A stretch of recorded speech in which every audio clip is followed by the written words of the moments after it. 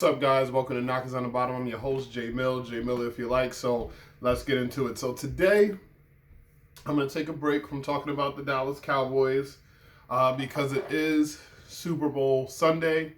And so it's only right to talk about the two best teams in the NFL. Whatever you want to say, however you want to slice it.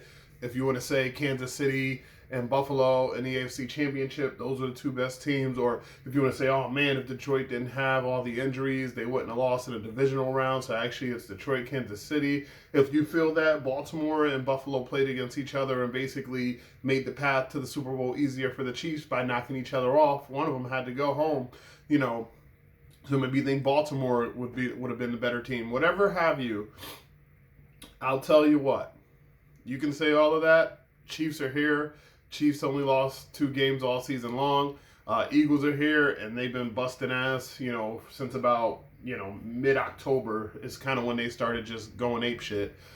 So these are the two best teams. They're here, and we'll get to see if this, coming in a few hours, do the Philadelphia Eagles get Saquon Barkley his first Super Bowl, or do the Kansas City Chiefs do something that nobody's ever done, which is three-peat? So it's going to be exciting. I'm excited to watch the game. I'm going to be cooking some good food, some steak and cheeses. I got some chili on already, some mac and cheese, just get it all ready and warmed up for the game. But let's get into some of the things I'll be watching. So one of the first matchups I'll be watching is the Chiefs' defensive line and linebackers against the Eagles' running game, because their offensive line has played fantastic all season. They've played fantastic in the playoffs. I really thought losing the center, Jason Kelsey, would affect the team a lot more than it has, but man, their offensive line is probably playing better than they were when they had him last year, which is just phenomenal. And it probably looks a lot better too because of Saquon Barkley running so well. But one of the other things that's done is Jalen Hurts has had much less in the turnover department than he had, prior to having Saquon and prior years that he was in the league. I mean, he's had so little giveaways and interceptions and fumbles, which was always his problem, right? Jalen Hurts would always, play well and be able to run the ball and have the tush push and things like that. But some of the problems that he had was he was getting strip sack fumbled. He would throw interceptions. He would turn the ball over so that teams that weren't necessarily as good as Philadelphia would be kept in the game because of Jalen Hurts making poor plays.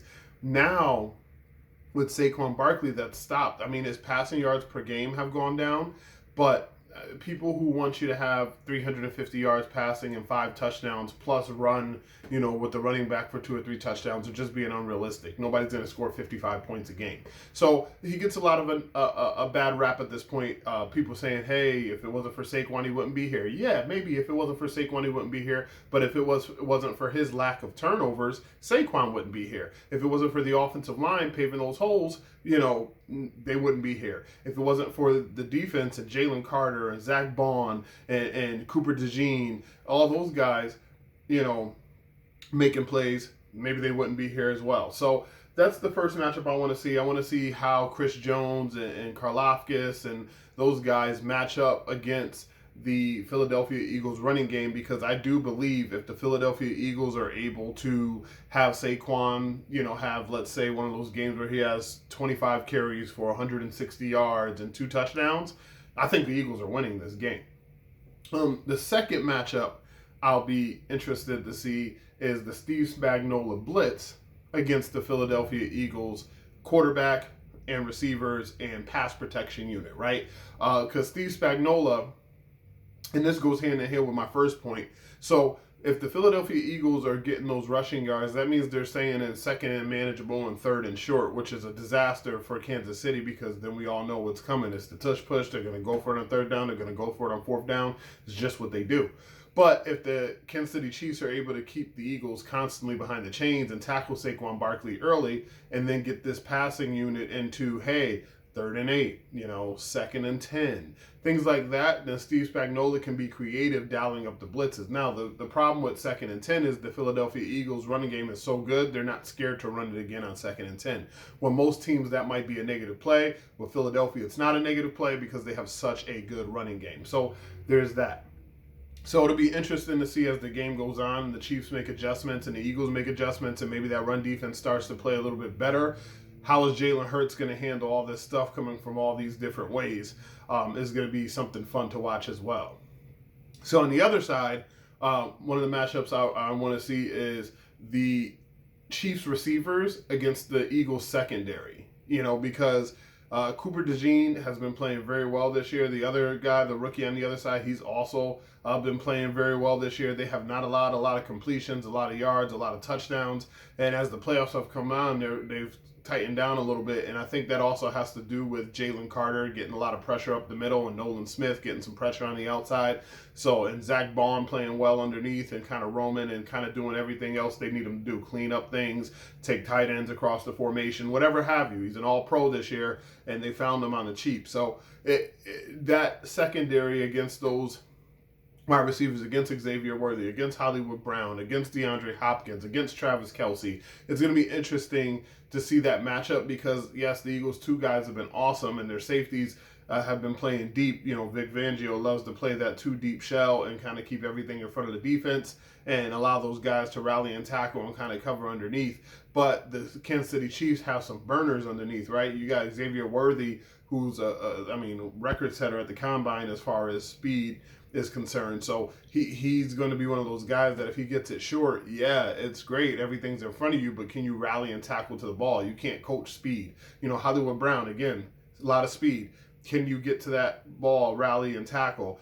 Travis Kelce is not necessarily speed. He's one of those guys that just has a knack for finding his way into the correct area. And it seems like him and Patrick Mahomes have some sort of sixth sense where they know exactly where each other's going to be. And ball placement is at an all-time high with Patrick Mahomes. So he can kind of put it exactly where Kelce needs to get it. And this way Kelce can get a couple extra yards, get his first down. So I think that's going to be basically on the Chiefs side, the matchup that determines the game. And then the second matchup I'm going to be looking for, which again goes hand in hand with this, is the Philadelphia Eagles defensive line against the Chiefs offensive line. The last time the Chiefs were in the Super Bowl and lost, it was because of the Tampa Bay Buccaneers were getting after Pat Mahomes' ass. He was thrown from all types of platforms, all types of different angles, but he was getting knocked around all day long. They could not block it at all.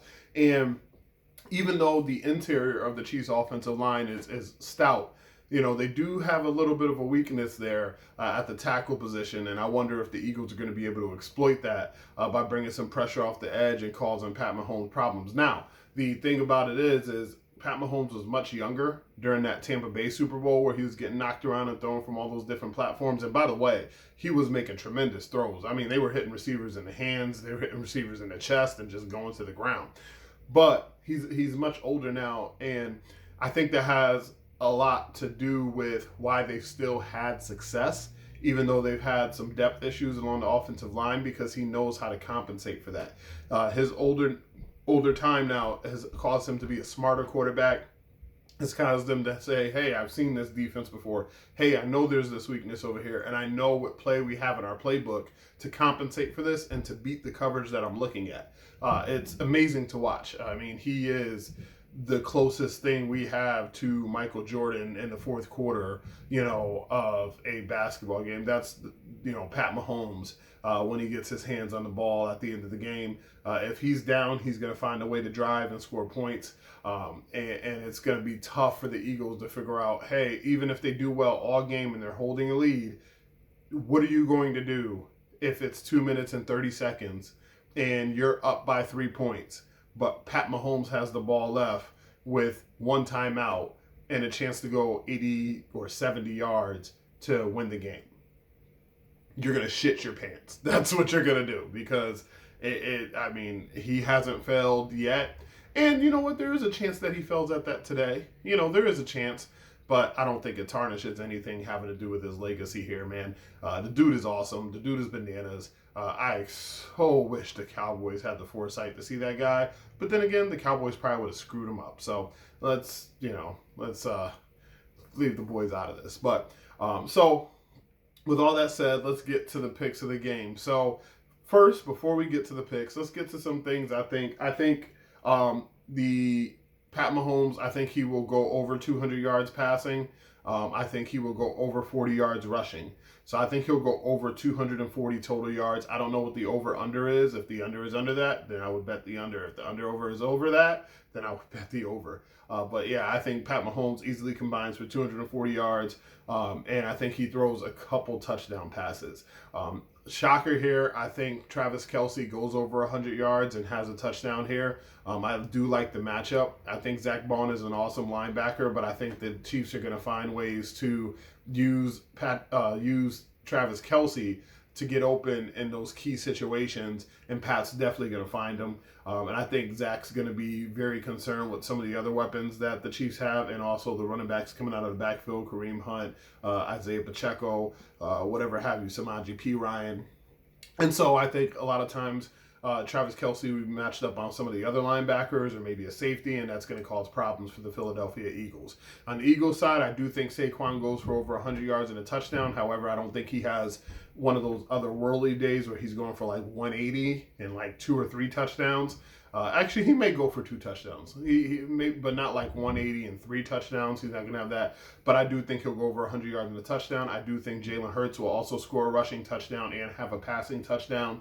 So if you're looking at some of the prop bets, those are things I would look at. I do think Devontae Smith is in for a big game because I do think the Chiefs are going to stick their best corner on A.J. Brown and, kind of look at Dallas Goedert and Devontae Smith and say, you guys go do it.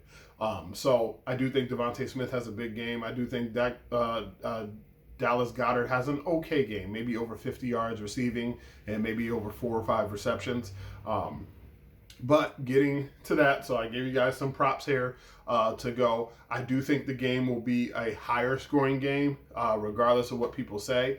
I know a lot of people are talking about, I think it's going to be like 24, 23, something in that area. I actually think we're going to get like a 31-28 Super Bowl or, a 34-31. And I do expect the Kansas City Chiefs to come out on top. Shocker here, you guys knew I wasn't going to pick the Eagles.